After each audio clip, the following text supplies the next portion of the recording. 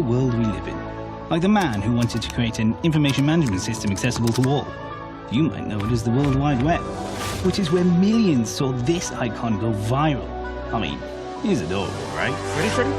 Let's do it. We're entertaining the whole world. This is a place where we are breaking boundaries in all competition. It's a new dawn for women's football. And scoring more goals than ever before.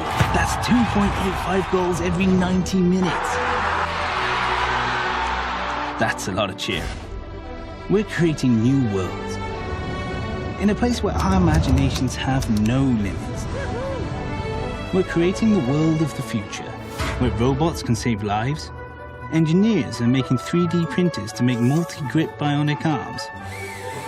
It takes 48 hours to craft a single badge, and a fraction of a second for it to pass you by.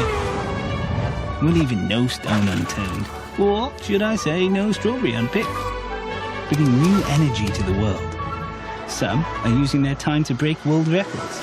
That's 1.8 seconds to change tires, to be precise. We are commanding the skies and launching into outer space. 44 years in the making. For a moment, looking back at home, trust him when he says it's worth it.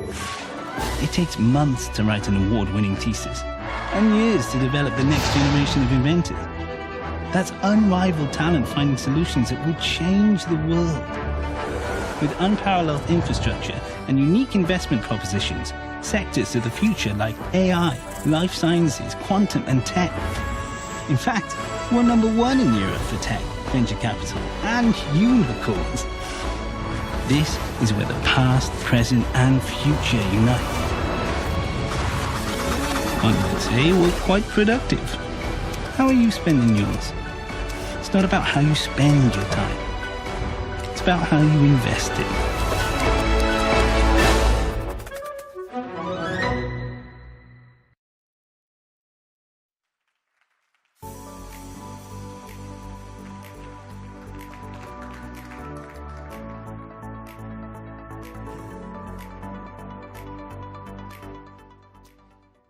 Hello everyone, and let me add my very warm welcome to you all to the Global Investment Summit 2023. I'm Kamal Ahmed, I'm the co-founder and editor-in-chief of the News Movement, and it is wonderful to be here, bringing together global capital, UK-based capital, global businesses, UK-based businesses, and policy makers. Welcome, everybody, to the Palace of Hampton Court.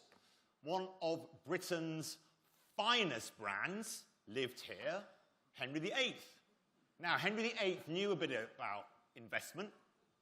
He was the man who built the Royal Dockyards, 15 or so miles downriver from here to the east of London, still in use today. He was the inventor of the modern Royal Navy. We had a little bit of beef with Europe in those days, so nothing too much has changed maybe, although not quite as militaristic as a few centuries ago. But we also know that looking after investment is really important. Henry VIII became known as Copper-Nose towards the end of his reign because he didn't look after the public finances. And to try and control the amount of expenditure, he brought down the level of silver in the coinage that was produced by the Royal Mint. Such was the weakness of the silver patina on coins that it rubbed off, and copper showed through, first of all, on his nose. So in the end, to make the right kind of investments for the prosperity of a country, you need to make the right types of decisions. Why does this matter? Because without capital, without business, and without the right policy environment, none of us can work at making the world a better place. I co-founded the News Movement 2.5 years ago with William Lewis, my co-founder, Sir William Lewis, my co-founder, and without investors at the beginning of that journey, we could not have started to build our business to reimagine journalism for the next generation of consumers. From the UK, we now have offices in New York. We now provide jobs for 65 people. We know that journalism is a great export from the UK, whether that's our great news organisations, The Telegraph, The Mail, The Guardian, and many others, whether that's our great broadcasters, the BBC or Sky, or Channel 4 or Channel 5 and ITV. We know that being creative and inventing new businesses is absolutely vital to the lifeblood of not just the UK economy, but the global economy. And we know that investment is necessary to build those new businesses and create those new jobs. So welcome. It's going to be an amazing day of conversations. And to kick us off, I'm absolutely delighted to introduce the Right Honourable Kemi Badenoch, the Secretary of State for Business and Trade. Thank you very much.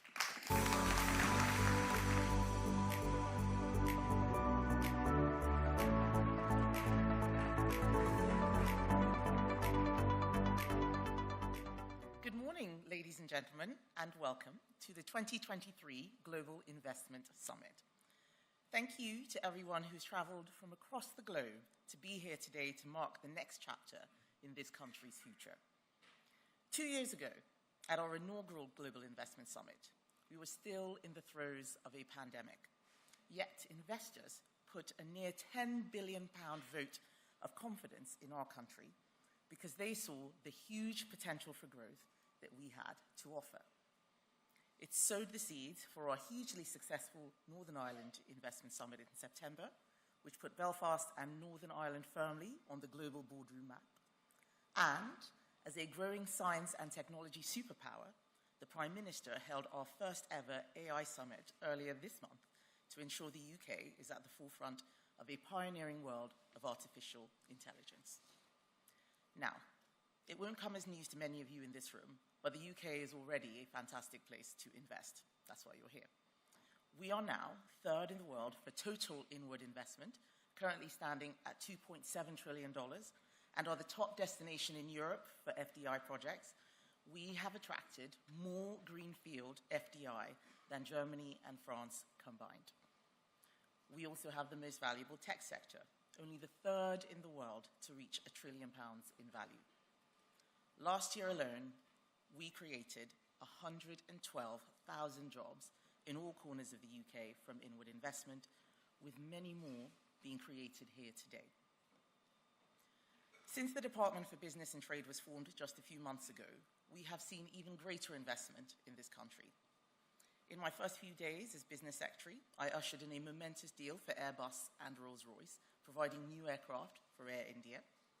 In September, BMW announced the transformation of their Oxford Mini plant, which secured 4,000 jobs, with Stellantis pledging £100 million for electric vehicles at Ellesmere Port.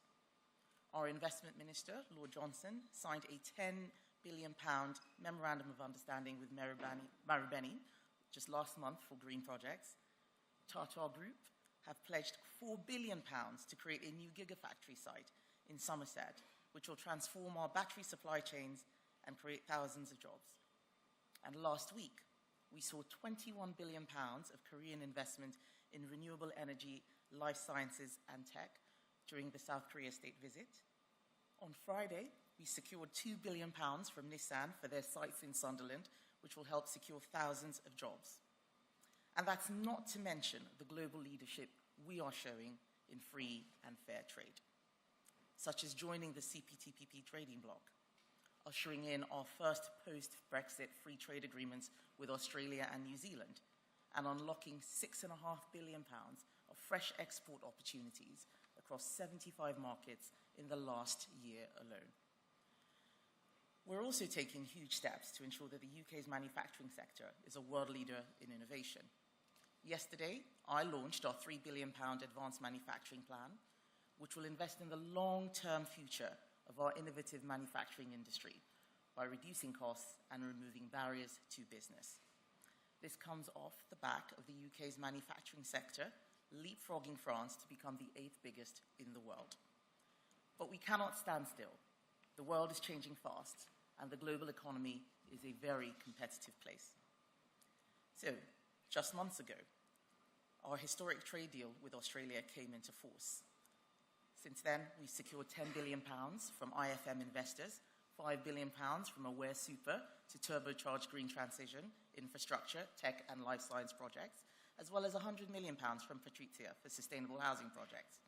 As part of a £12 billion programme, Iberdrola have today confirmed £7 billion for our world-leading renewables sector, with partner groups portfolio companies North Star and Gren committing £1 billion and £500 million for new offshore wind infrastructure and community projects, respectively. And the UK tech scene continues its world-leading charge, with combined investments totaling nearly £6 billion from Microsoft, BioNTech, Yondr, the Ellison Institute, IRA, Oxford Quantum Circuits, and MediaTek. These investments total nearly £30 billion, a colossal vote of confidence in the UK, proving further how we are one of the best places in the world to invest. But I want to take this further. I want the UK to be even more innovative, even more dynamic, and even more successful. I want business to look at the UK and see it as a dynamo for investment, free trade, and growth. I said that my door is always open. My office is called the Department for Business. I want your ideas on how we can create a more friendly, common-sense regulatory environment, what things we should be doing differently rather than sticking to the status quo. I want to move away from just seeing regulation as the solution and focus instead on solving your problems. The numbers speak for themselves, and at today's summit, you will see why we're already on the path to even greater things. And so I'm delighted to welcome the Prime Minister, Rishi Sunak, to the stage to tell us even more. Thank you.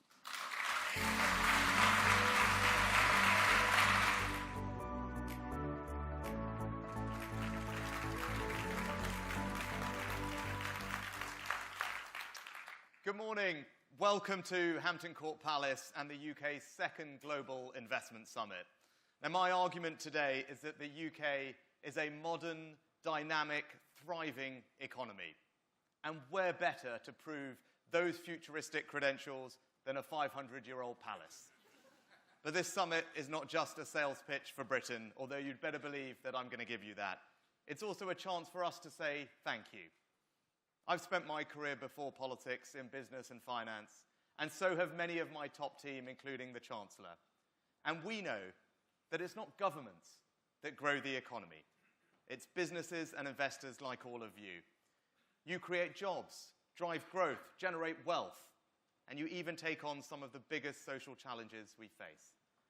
And it may be unfashionable to say, but I believe that your success is our country's success. So I'm really grateful to all of you for making the time to be here today. And your presence, your decision to choose to invest in Britain, is a huge vote of confidence in our country's future. And I think you're absolutely right to feel that confidence, because we are setting about making this the best place in the world to invest and do business. Now, I'm unashamedly proud of Britain, and there is a growing momentum right here in the UK right now. Don't just take my word for it. PwC's survey this year of thousands of global CEOs rated the UK the most attractive investment destination in Europe. And you can see that confidence in the decisions that people are making, like Tata, BMW, and just last week Nissan, investing billions into automotive and electric vehicle manufacturing, or Microsoft announcing today £2.5 billion for critical AI infrastructure, in addition to all the leading AI labs who already have their European offices here. Or the Ellison Institute of Technology, confirming today a £1 billion investment into their new Oxford site, researching and developing new technologies, including life sciences. And you can see that momentum, too, in our commitment to free trade. In the past year alone, we've secured new investment partnerships with the United States, Japan, and South Korea, worth more than £50 billion. We became only the first European country to join the fast-growing Trans-Pacific Trade Bloc, and hugely benefited from the Sovereign Investment Partnership with the United Arab Emirates, deploying over £14 billion into the UK in a little over 2 years. And all of that is why this country is the one with the fastest investment growth anywhere in the G7. So when I say that this country can be the best place in the world to invest and to do business, you should believe me, and believe me because of three big competitive advantages that we have. Our low-tax approach, our culture of innovation, and our people. Firstly, tax. The purest expression of this government's economic philosophy is that people and businesses make far better decisions about their own money than any government could. And I believe that allowing you to keep more of the return on your capital, our country becomes more competitive as a place to invest, grow, and create jobs. And make no mistake, we are cutting taxes. Not only do we have the lowest corporation tax rate in the G7, last week we announced that we would make full expensing permanent. That means you can write off the cost of many capital investments in full. It makes our capital allowances regime one of the most generous in the world. And it was the biggest business tax cut in modern British history. And that's not all. We've got lower capital gains tax rates than France, Germany, Italy, and Japan. Some of the most generous tax reliefs on stock options anywhere in the world. And we're cutting personal taxes to 27 million working people too. But while low taxes are crucial, they're not enough on their own to make this country the best investment destination in the world. We're also creating new ideas and turning those ideas into the most exciting companies of the future. And that's the UK's second competitive advantage, our incredible culture of innovation. Now, the story of the United Kingdom has always been about discovery and invention. Ours is the country of Newton, Faraday, Hodgkin, and Lovelace, of Stephenson's steam engine, Darwin's theory of evolution, and the World Wide Web, invented by Tim Berners-Lee, who I'm delighted is attending here today. And that tradition is still very much alive. With less than 1% of the world's population, we have 3 of the world's top 10 universities, the third highest number of research publications, and the second most Nobel laureates of any nation. And we're turning those ideas into incredible businesses up and down the country, with more tech unicorns than any country, bar the US and China, and more venture capital than France and Germany combined. Not that I'm in any way competitive. But at a moment like this, when the tectonic plates of technology are shifting, not just in AI, but in quantum, synthetic biology, semiconductors, and much more, we cannot be complacent. And that's why we're investing record sums of public capital into research and development. Also cutting taxes for all of you that are investing in R&D, and overhauling our listing rules to make it easier for those innovative, growing companies to raise the capital they need. And outside of the European Union, we're delivering agile regulation that is pro-innovation and pro-growth. So whether it's in financial services or life sciences, agri-tech, or our creative industries, innovation is the golden thread running through the British economy. But in the end, the greatest asset to any economy is its people. And that's the UK's third competitive advantage. Here at home, we're delivering a world-class education system. We've already got one of the most highly qualified workforces in Europe. And just as your businesses are having to adapt to the economy of the future, so our skills policies are evolving too, with our new lifetime skills guarantee, which supports adults to retrain at any stage in their careers, with record funding in vocational training like apprenticeships. But we don't have a monopoly on talent in this country. And we recognize that nearly half of our most innovative companies have an immigrant founder. So if you're an innovator, an entrepreneur, a researcher, you should know that the most competitive visa regime for highly skilled international talent is right here in the UK. And let me just give you one example. Our new high potential individual visa means that if you're a young person who's graduated from a global top 50 university, you can just come to the UK and stay here with your family for 2 years to just explore, work, study, invent. Nothing like that exists anywhere else in the world. And it tells you everything about our pro-innovation, pro-growth, pro-business philosophy. So that's the opportunity here in the UK. And that's why you should believe me when I say this is the best country in the world to invest and to do business, because of that unique combination of a competitive tax system, our culture of innovation, and our people. Now, I know people look at summits like this and often say that they're just big talking shots, but let me tell you what we have achieved. This summit has galvanized new investments in the UK economy worth a total of £30 billion, over 3 times as much as the first summit that was held just a couple of years ago. That will support tens of thousands of jobs right across the UK. It will create new growth and new opportunities. And it is a huge vote of confidence in our country's future. So thank you for choosing to be part of that future. Thank you for everything that you are doing for this country. With your support, we can and we will build an even brighter future for our children and our grandchildren. Thank you and enjoy the day.